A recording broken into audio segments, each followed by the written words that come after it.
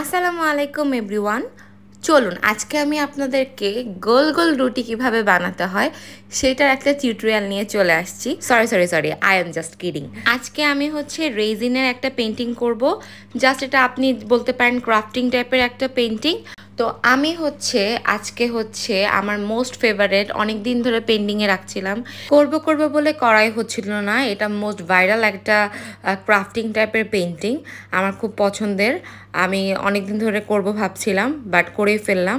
আমি আজকে একটা পদ্ম বিল বানাবো, আপনারা পদ্ম পুকুরও বলতে পারেন। এই পদ্ম পুকুর করতে যে আমার নাকানি চুবানি খেতে হয়েছে এই পদ্মগুলো বানাতে। খুবই ধৈর্য সহকারে 2 থেকে আড়াই ঘন্টা ধরে আমি এই পদ্ম আর পাতা বানিয়েছি।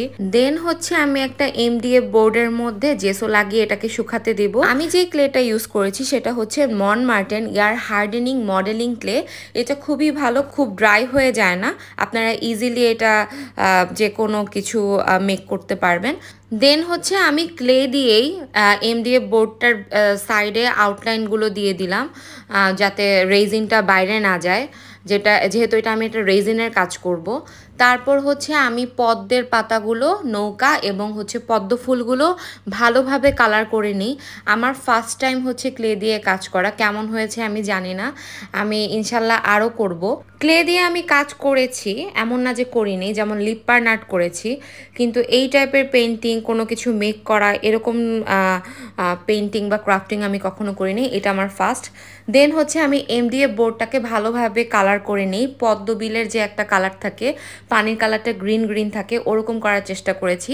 এবং পদ্মের পাতা এবং কিছু শাখা প্রশাখা দেওয়ার চেষ্টা করেছি, যাতে আমার বিলটা মানে পদ্ম পুকুরটা আমার একটু ন্যাচারাল লাগে, সুন্দর লাগে। এরপর আমি যে আউটলাইনটা করেছিলাম ক্লে দিয়ে, সাইড দিয়ে যে একটা আউটলাইন বর্ডার দিয়েছিলাম, সেখানে ইয়েলো আকার এবং ব্রাউন দিয়ে আমি একটু ড্যাব ড্যাব করে দিচ্ছিলাম, যাতে জিনিসটা ন্যাচারাল লাগে এবং হাইলাইট হয় পদ্ম বিলটা। তারপর আমি ক্লেটাকে ভার্নিশ করে নিই। ক্লে ভার্নিশ করলে সেটা খুব চকচক করে এবং দেখতে সুন্দর লাগে। এই যে দেখতেই পাচ্ছেন ক্লে ভার্নিশ করার পরে কত সুন্দর লাগে। রেজিনের কাজ আমার এই ফার্স্ট টাইম, এটা একটা রেজিনের পেন্টিং। তো আমি রেজিনটা মিক্সড করে নিলাম। রেজিন খুব ভালোভাবে মিক্সড করে নিতে হবে। এবং এখানে আমি ব্লু গ্রিন এবং লাইট গ্রিনটা ইউজ করেছি, এবং প্রায় 4 থেকে 5 মিনিটের মতো আমি এটাকে ভালোভাবে মিক্স করেছি। খুব সাবধানতার সাথে মিক্সড করবেন, এবং অবশ্যই রেজিন ইউজ করার সময় অবশ্যই মাস্ক পরে নেবেন, কারণ এটা একটা কেমিক্যাল, এটা আপনার ক্ষতি করতে পারে। তো আপনি এটা মাস্ক ইউজ করবেন অবশ্যই। তারপর আপনি অ্যাপ্লাই করবেন, খুব স্মুথলি অ্যাপ্লাই করবেন ঘুরিয়ে ঘুরিয়ে। আমি এটাকে ভালোভাবে ঘুরিয়ে নিচ্ছিলাম, যাতে রেজিনের লিকুইডটা খুব ভালোভাবে পুরো এরিয়াটাকে কভার করে। রেজিনের যে কোনো কাজ অনেক সুন্দর লাগে এবং অনেক ন্যাচারাল লাগে, এবং অনেক খুব প্রিমিয়াম একটা লুক দেয়। তো আমি ফার্স্ট টাইম রেজিন ইউজ করার পরে আমি তো খুবই মজা পেয়ে গেছি। আমি নেক্সট টাইম আমি আপনাদের সাথে আরও বিভিন্ন রেজিনের পেন্টিং শেয়ার করব। তো আমি ক্লে দিয়ে যেগুলো বানিয়েছিলাম সেগুলো আমি রেজিনে অ্যাপ্লাই করে ফেলি।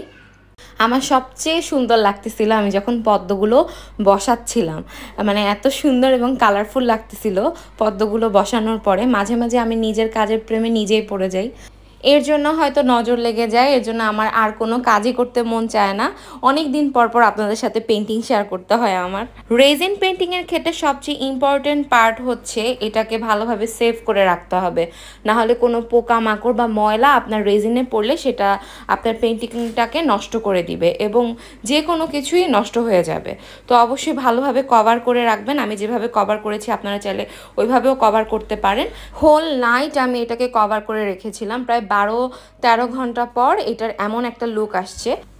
কেমন হয়েছে আমার এই পদ্ম পুকুরটা আপনারা অবশ্যই জানাবেন। অনেক দিনের ইচ্ছা ছিল এই পদ্ম পুকুরটা করা, ফাইনালি আমি করেছি। কতটুকু ফুটাতে পেরেছি এটা অবশ্যই আপনারা কমেন্ট করে জানাবেন। আবারও চলে আসবো নতুন কোনো পেন্টিং আইডিয়া নিয়ে। আপনারা কেমন পেন্টিং দেখতে চান সেটাও আমার সাথে শেয়ার করতে পারেন। আজকে এই পর্যন্তই, আমার জন্য দোয়া করবেন। আল্লাহ হাফেজ।